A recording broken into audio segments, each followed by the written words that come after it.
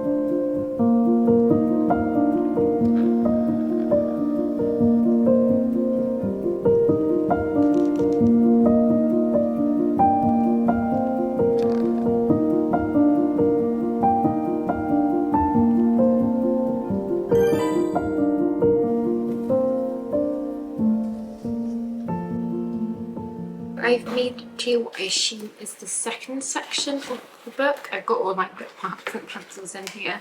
I am 63 pages through, and I've started having the writing style. I find as though that there is just so much detail in this book, so much unnecessary detail. It very much feels like it's a kind of dialogue of what the character's doing, and it's like, and then he did this, and then he did this, and then he did this, which I'm finding really frustrating and annoying to read. I liked the beginning where it was kind of a scene and then a throwback leading up to how we got to that scene, so we know where we stand with the characters. I feel as though that was a really interesting development in the characters, because when you read that initial scene of them seeing each other on the street, you knew that they knew each other from a previous life or from past experience, and you didn't quite know how it led up to this relationship because they felt like friends, but it did actually feel really fractured on the page, and I felt as though the author was able to communicate that quite well with the actions that and the kind of awkwardness of seeing a friend that you haven't seen in a while on the page. So I thought that was well done. It's just the other writing style. Now we're getting more into the throes of the story. I want to say the second section is going to be more about their friendship and perhaps their friendship blossoming now they've kind of fix that fracture there from that childhood trauma almost, and them obviously being misinformed as to what the situation was when they were children, about Sadie having to actually like almost doing community service for Sam, in which I thought was handled in an interesting way, very much like how a child would.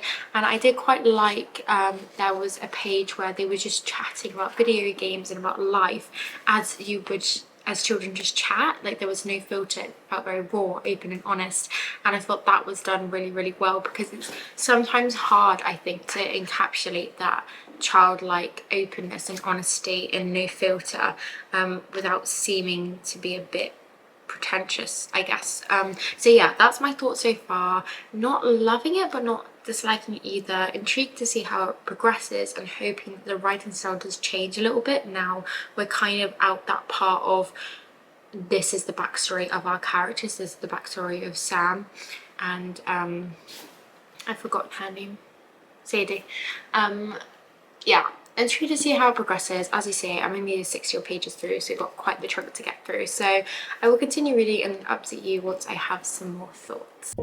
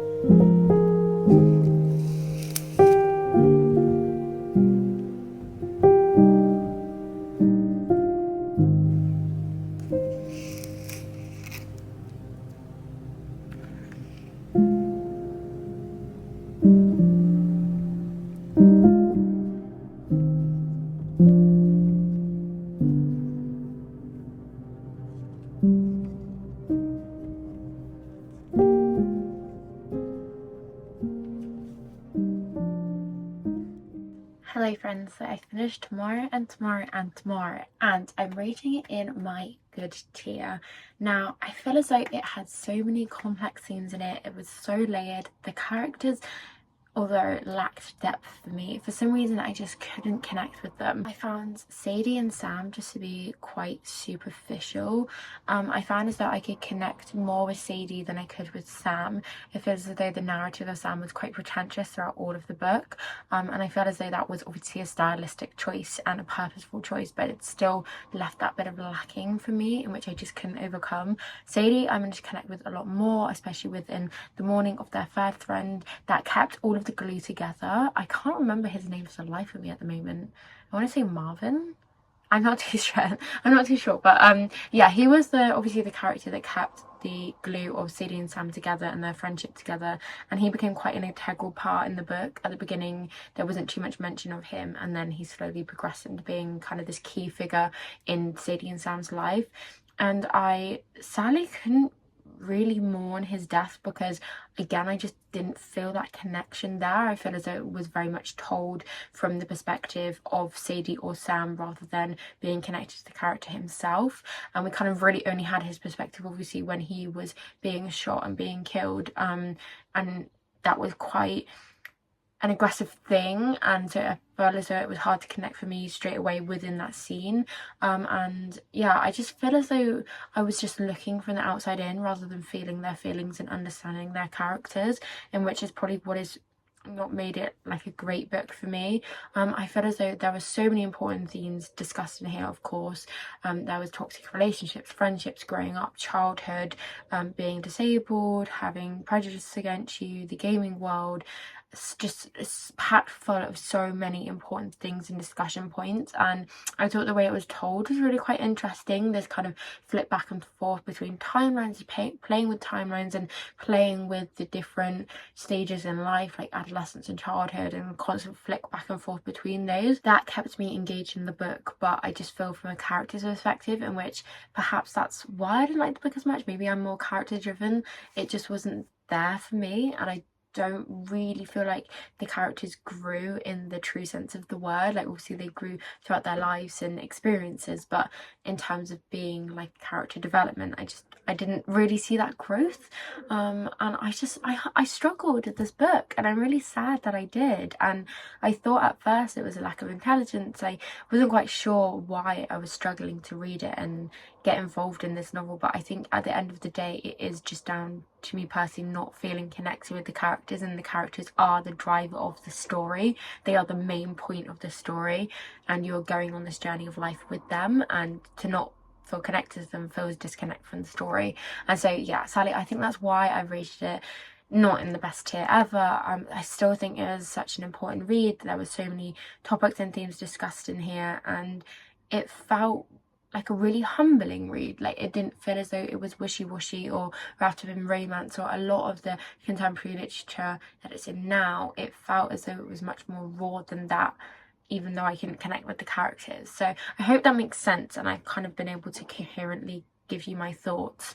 I feel as though my head is a little bit scrambled after reading this book, I can't lie. And there were so many things that I also underlined, which I thought was really, really important, and just about being human and going through life. And I thought that was a brilliant book for that, albeit not able to connect to the characters. So I hope you enjoyed this book. I'd love to hear your thoughts, as always, down below. The Bunnies book club pick for the month of July is A Study in Drowning, so I'm very excited to get that one.